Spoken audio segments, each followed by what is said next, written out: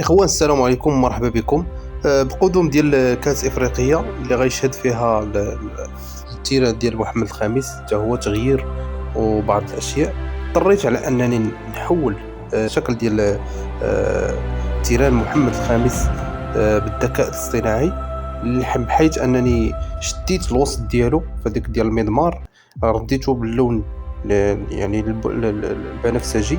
والوسط ديالو بداك الخضر كأنه عشب، وعطيت للذكاء الاصطناعي وقلت ليه رد ليا هذاك اللون بنفسجي كأنه مدرجات، والعشب على انك تصايب لي التيران، والجنبات ديالو يعني ديزاينيهم ليا بواحد الديزاين اللي جديد اللي غيكون بواحد الحلة جديدة. ونشوفوا هنايا الذكاء الاصطناعي كيفاش على انه حاول على انه يرسم ليا داك الشيء، ويحاول هنا كما كتشوفوا هنايا كيدير المدرجات، دار يعني ملعب الوسط يعني العشب، وحاول على انه يزين الجنبات ديالو، وعلى انه غير اللون كاع تيرانات اخرى، يعني زاد من عنده. وغنخليكم تشوفوا باش تعرفوا كيفاش كان التيران، كيفاش ولا